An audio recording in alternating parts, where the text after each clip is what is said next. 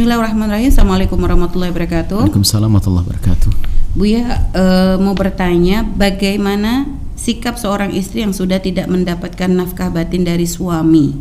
Yang kedua, bagaimana cara yang baik bagi si istri untuk dapat menyalurkan hasrat biologisnya? Suami saya sudah 3 tahun tidak memberikan nafkah batin kepada saya, padahal kadang saya duluan yang memulai, tapi suami tidak menanggapi. Terima kasih, Bu ya. Wassalamualaikum warahmatullahi wabarakatuh. Waalaikumsalam warahmatullahi wabarakatuh. Nafkah batin adalah hak yang harus dipenuhi oleh seorang suami yang mampu tentunya.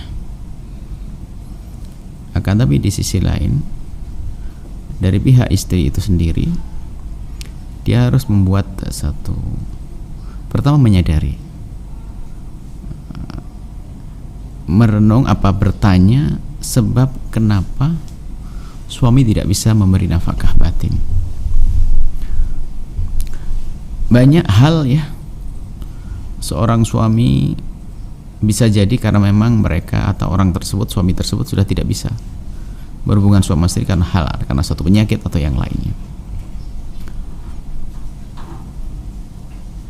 Nah, kalau permasalahannya seperti itu, ini harus ada keterbukaan untuk sama-sama berusaha berobat atau yang lainnya. Nah, ada yang sebetulnya suami itu normal, tapi nggak tahu kenapa tidak mau berhubungan dengan istri. Sesuai dengan apa yang pernah kami temui, ada di sana adalah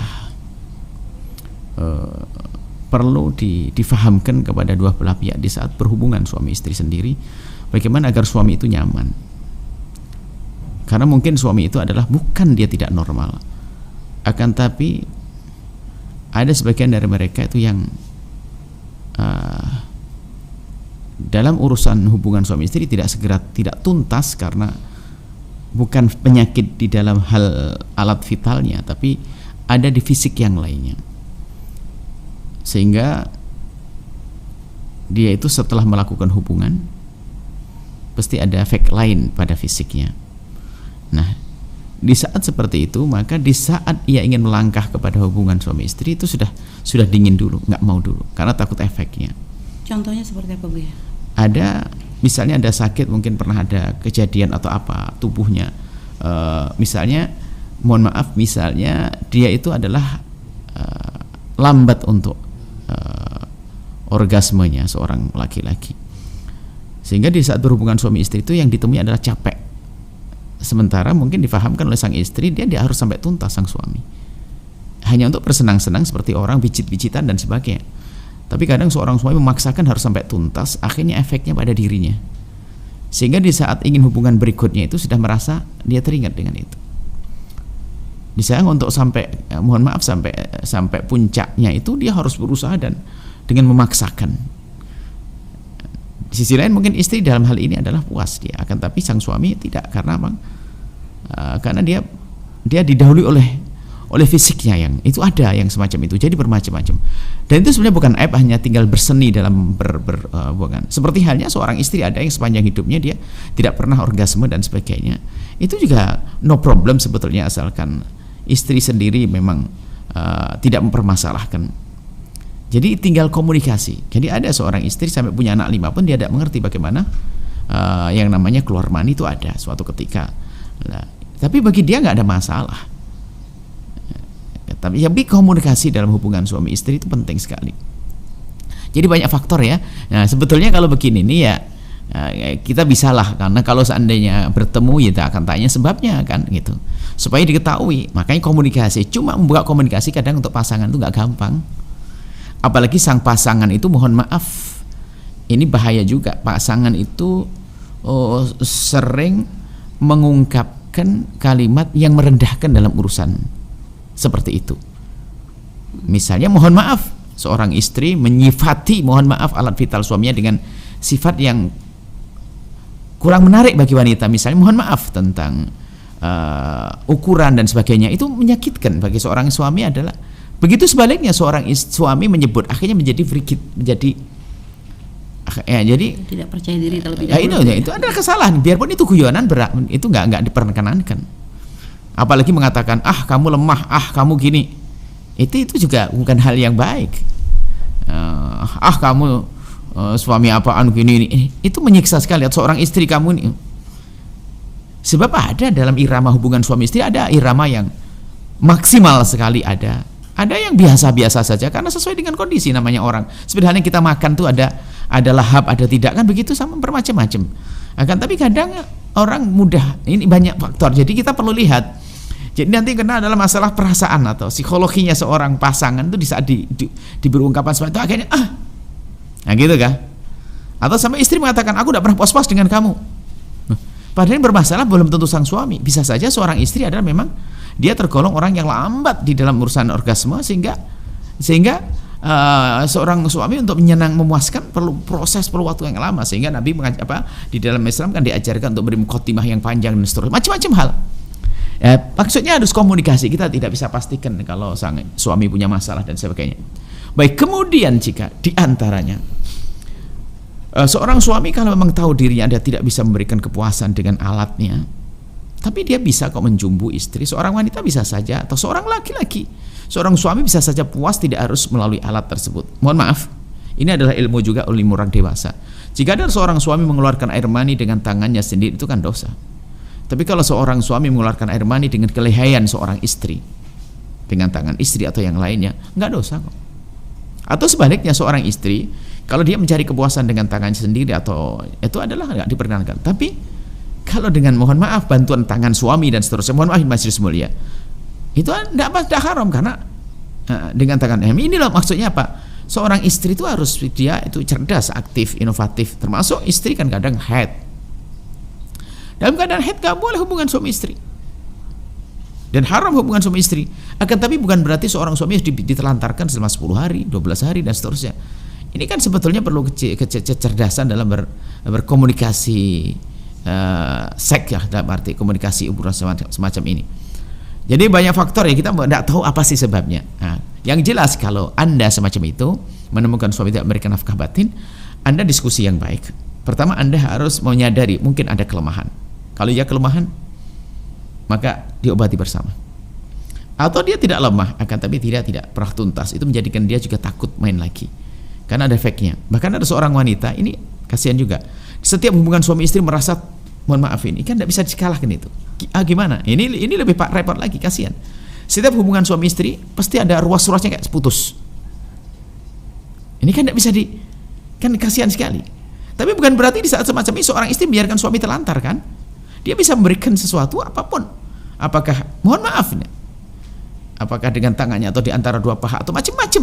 Yang penting suami diberi kepuasan. Sama sebaliknya, seorang suami kalau menemukan istrinya, atau kalau dia merasa dirinya tidak bisa memuaskan sang istri, jangan cuek. Sekarang itu orang pada dengan kebodohannya sudah tahu, mohon maaf, alatnya itu lemah, tapi kan istri waktu menikah kan dengan cinta, ada anak-anak dan seterusnya. Tapi bisa saja, mohon maaf, dipuaskan dengan selain itu, dengan tangannya dan sebagainya. Ini mohon maafin majelis orang dewasa, majelis besar, majelis mulia.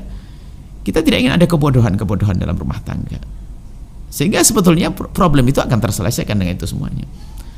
Kemudian juga maka sang istri bertanya, gimana untuk menyelesaikan problem biologi saya? Ya seperti itu, mungkin harus komunikasi dengan seorang suami.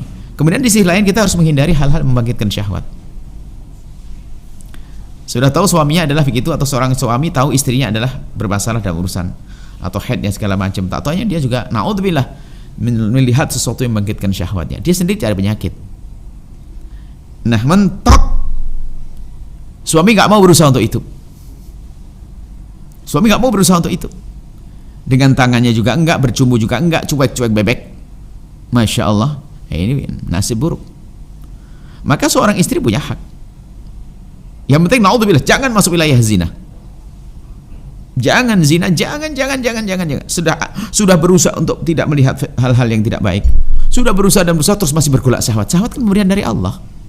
Lalu bagaimana selesainya? Suami gak peduli dan sebagainya. Maka kalau kasusnya semacam itu, suami tidak peduli, baik dengan tangannya atau apapun tidak peduli, dan Anda sudah berusaha menjaga, maka Anda boleh minta cerai saat itu. Karena kebutuhan pribadi yang gak bisa diwakilkan kepada siapapun. Suaminya tidak menjalankan tugas yang semestinya. Dia berhak minta cerai karena seperti itu. Untuk bisa menikah dengan laki-laki yang bisa memenuhi kebutuhannya. Sebab bisa saja seorang wanita itu hanya butuh itu, bukan butuh uang, mungkin dia punya uang. Bukan butuh anak karena sudah punya anak. Karena ini hal yang harus dibuka pintu halal ini. Ada sebagian orang nggak peduli urusan ini. Nah, ini bahaya sekali. Jika ternyata memang karena penyakit mungkin yang diderita oleh suami Bu ya, dan si istri mungkin akhirnya berupaya untuk sama-sama berobat lah. Hanya memang ternyata mungkin si suami masih tidak mampu Bu ya. Satu sisi ada rasa cinta, tidak ingin meninggalkan, tapi satu sisi ada kebutuhan yang memang tidak bisa tersalurkan. Seperti itu solusinya bagaimana Bu? Apakah tetap bertahan atau gimana Bu ya? Sebetulnya yang menjadikan sebab wanita juga luluh adalah kan sikap suami yang memahami kekurangannya, kemudian dia tampak berusaha untuk menyelesaikannya. Yang jadi masalah sudah tahu dia mau kekurangan, tidak pernah berusaha. Ini bikin emosi. Dan kita menemukan problem itu nggak pernah mau mencoba suaminya, berobat juga enggak, mencoba dengan tangannya juga enggak, memang cuek, bebek. Lah ini loh problem. Kalau permasalahannya adalah hanya masalah dia sakit saja, dia bukan orang kena stroke dan sebagainya. Mungkin nanti yang bertanya, kalau istri suaminya stroke, gitu lanjutannya. Memang suaminya masih bisa menyenangkan dengan cara. Karena apa? Seorang istri itu kadang-kadang, mohon maaf, jangan termasuk yang kita temui sampai punya 5 anak tidak pernah orgasme dia. Tapi apa? Dia sudah merasakan cukup disentuh suami, dekat. Itu sudah ada kenikmatan tersendiri. Sampai wilayah kenikmatan adalah sekujur tubuhnya, ibaratnya. Disentuh wilayah manapun dia ada kesenangan, dipeluk, dimanja. Bisa saja semacam itu seorang istri. Sehingga tidak sampai ke sana pun bisa saja puas kalau memang sudah ada sentuhan, ada respon dari pasangan. Yang repot ini suami sudah punya masalah tapi cuek bebek tadi itu. Mohon maaf Bu ya, majelis yang namanya majelis mulia, dan memang kadang ada pertanyaan yang kadang ditanyakan oleh beberapa orang. Mohon maaf berkaitan dengan alat yang kadang digunakan untuk memuaskan. Jika seorang suami tidak mampu memuaskan secara langsung, mohon maaf Bu ya, dia menggunakan alat bantu yang memang ya untuk memuaskan istrinya dengan alat tersebut. Apakah seperti itu dibenarkan oleh syariat Bu ya? Tidak. Karena Allah sudah diberi alat selain itu. Alat yang dibuat tidak selihai tangannya seorang suami. Ya. Alat yang dibuat seperti milik suami itu hanya sekedar untuk, tidak sehebat miliknya sang suami. Kalau mohon maaf, suami pakai alat seperti milik laki-laki, lalu tidak secanggih kalau dia dengan tangan sang suami. Masih ada sebenarnya, nggak perlu sampai derajat. Jadi hukumnya haram gitu ya? Ya jelas gitu kan. Pertama itu adalah bukan dengan sesuatu yang halal, kan benda yang lain itu. Ya. Yang halal itu hanya istrinya atau suaminya. Yang halal itu suaminya atau istri, wilayah manapun. Sampai kalau suami istri fakhidan dengan pahas, suami istri halal. Ya. Dan seterusnya. Harus hindari halnya semacam itu. Pertama itu budaya, nggak etis juga. Kemudian juga itu selain daripada yang halal disebutkan adalah yang hanya apa? Istrimu yang halal, jasad istrimu, bukan selain istrimu. Tidak perlu yang lainnya. Baik ya, Masya Allah. Karena mungkin nanti efeknya nanti ke depannya Bu ya akan menimbulkan mungkin masalah syahwat mungkin jadi akhirnya nanti bisa terlatih ya dengan cari kesenangan sendiri. Karena tahu alatnya sudah bisa dipindah-pindah dan sebagainya. Ini kan bukan budaya kita. Baik ya. Nah, itu kan ada budaya kita, kisahnya berkembang di Jepang. Kalau istri sudah capek, dia hanya menyiapkan boneka seks untuk suaminya. Ini kan bukan budaya kita. Baik ya. Masya Allah, baik Bu. Terima kasih Bu atas jawabannya. Dan kepada sahabat yang bertanya tadi, semoga bisa mendapatkan solusi dari apa yang disampaikan, membangun komunikasi yang baik dengan suami, dan jangan malu untuk membahas permasalahan seperti ini untuk mencari solusi yang terbaik. Dan jika memang ternyata solusi tidak lagi diketemukan dan Anda memang punya kebutuhan, maka setelah itu ada perkenan dari syariat untuk Anda menuntut atau mungkin untuk berpisah dari suami dengan cara yang dihalalkan oleh syariat. Baik. Saksikan video ini. Jangan lupa berselawat kepada baginda Nabi Muhammad sallallahu alaihi wa alihi wa sahbihi wasallam.